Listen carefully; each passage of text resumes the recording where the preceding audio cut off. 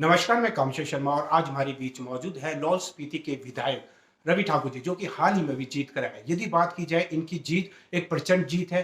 इन्होंने एक कैबिनेट मंत्री को हराया जिन्होंने अपनी पूरी शक्तियों का दुरुपयोग किया। उसके बावजूद भी रवि ठाकुर ने एक अच्छा प्रदर्शन किया। सर, आपका स्वागत है। सर, सबसे पहले तो आपका स्वागत है। धन्यवाद बहुत बहुत। जी, जी। मैं सबसे पहले तो लाहौल स्पीति की समस्त जनता को तहे दिल से बधाई देता हूं, उनका आभार व्यक्त करता हूं। मेरे ऊपर दोबारा से विश्वास करके उन्होंने भारी मतों से मुझे जीता है जी। और मेरे ऊपर विश्वास जताया उन्होंने और जीत हासिल की मैंने भारी मतों से। और मैं उनका जो अटूट विश्वास है मेरे ऊपर, उसको बिल्कुल बरकरार रहूंगा। पूरे तहे दिल से पूरी निष्ठा के साथ कार्य करूंगा अपनी जनता के लिए, अपने इलाके के लिए। पहले भी करते आए हैं। मेरे माता पिता ने जो रास्ता बनाया है, जिस तरह से उन्होंने कार्य किया है निस्वार्थ तरीके से, उसी तरह से मैं करूंगा। और जो जनता ने आशीर्वाद दिया है और मुझे शिमला तक पहुंचाया, उसका मैं दोबारा से तहे दिल से धन्यवाद करता हूँ लाहौल स्पीति की जनता का। इसके साथ साथ मगर मैं ये जरूर कहना चाहूंगा कि अभी हाल ही में जो वक्तव्य हमारे पूर्व मंत्री ने दिया है, वो बड़ा दुर्भाग्यपूर्ण मैं समझता हूँ। क्योंकि उन्होंने उसमें एक तो मुझे वो बधाई दे रहे हैं, बधाई इस तरह से दे रहे हैं, ये कोई तरीका नहीं है। सबसे पहले तो मैं ये कहूंगा, जब हमारे नतीजे आए उस समय उन्होंने कोई मुझे बधाई नहीं दी। मैं सबसे पहले ये कहना चाहूंगा, ट्राइबल भवन हम दोनों इकट्ठे थे कुल्लू में, जबकि मैंने पिछली मर्तबा 2017 में उन्हें साफ तौर से ये कहा था कि ठीक है, आपकी बढ़त हुई है, आपकी जीत हुई है, अब लाहौल स्पीति को आपने संभालना है। क्योंकि मेरे भावनाएं मेरी जुड़ी हुई थी। हमने बहुत ज्यादा चौमुखी विकास किया था वीरभद्र सिंह की कांग्रेस सरकार में। तो मैंने उनसे ये कहा था, सिर्फ एक लाइन कही थी, मगर उन्होंने उसी बात को तोड़ मरोड़ के और उसको एक पॉलिटिकल मोड़ दे के ये कह रहे हैं कि हम लाहौल स्पीति को आपके लिए छोड़ रहे हैं 5 सालों के लिए। मेरा कहने का अंदाज और मेरा भावनाएं बिल्कुल अलग थी। वो इसको पॉलिटिकल मोड़ दे के 5 साल बाद ऐसी स्टेटमेंट दे रहे हैं जो दुर्भाग्यपूर्ण समझता हूं कि ये 5 साल के लिए हम छोड़ रहे हैं।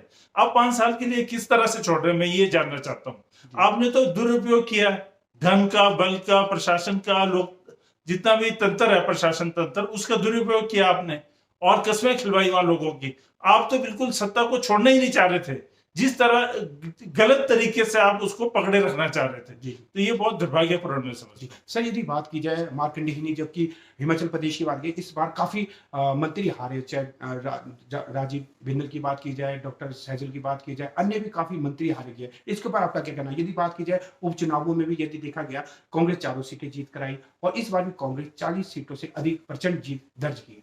मैं पूरे हिमाचल वासियों का तहे दिल से धन्यवाद करना चाहता हूं।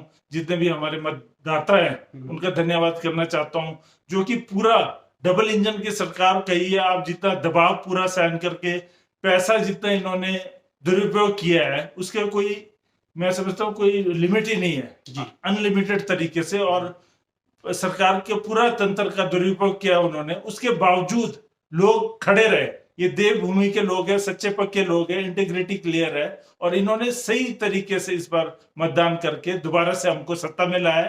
तो पूरे हिमाचल प्रदेश में बहुत सारे मंत्री हारे हैं क्योंकि उन्होंने सही तरीके से सरकार नहीं चला रहे थे। हमारे अपने लाहौल स्पीति के मंत्री 3 मंत्रालय थे, एक मंत्रालय थे उनको बीच में ही छीन लिया गया क्योंकि कार्य तरीके से नहीं कर रहे थे और उनको मुंह की खानी पड़ी। अब कैबिनेट मंत्री थे वो जो 25 साल से बनते आ रहे हैं लाहौल के अंदर, और उनको बिल्कुल सत्ता से बाहर कर दिया। ये तो 2017 में चलो किसी तरह से हमारे एक निर्दलीय उम्मीदवार भी खड़ा था, हमारे विचारधारा का था, तो वोट बढ़ जाने के कारण लोगों को ये लगा कि ये 2 फाड़ हो गया पार्टी में, इसलिए वो फ्लोटिंग वोट उधर चले गए। नहीं तो पिछली बार 2017 में भी हमारी जीत थी। मैं ये कहना सर, 2 वर्ष के बाद लोकसभा के चुनाव हो गए। जो पदयात्रा राहुल गांधी जी कर रहे हैं, क्या हिमाचल प्रदेश से इसकी शुरुआत हुई? जो जीत का सिलसिला आगे भी जारी रहेगा?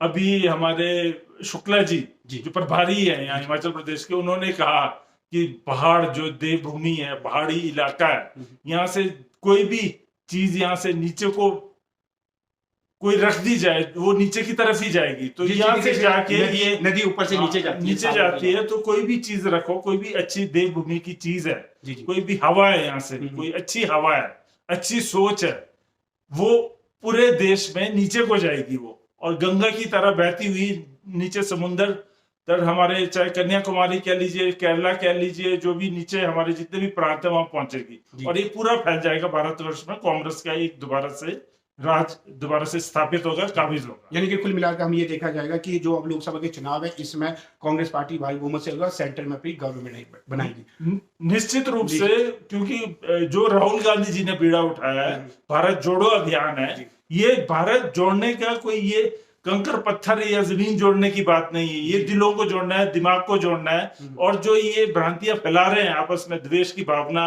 और आपस में जैसे जात पात को लेकर और इलाकावाद को लेकर, प्रांत प्रांत को लेकर आपस में झगड़ा करवा रहे हैं, तो इस तरह की बातों को हम खत्म कर रहे हैं, सबको जोड़ रहे हैं और एक भारत एक समान बना रहे हैं, धर्म से ऊपर उठ के। यानी कि 100 बात की एक बात यही है कि लोकसभा में भी कांग्रेस पार्टी अच्छा प्रदर्शन करेगी और केंद्र सरकार में अपनी सरकार बनाएगी। जी सर, हमसे बातचीत करने के लिए आपका तहे दिल से धन्यवाद सर। धन्यवाद।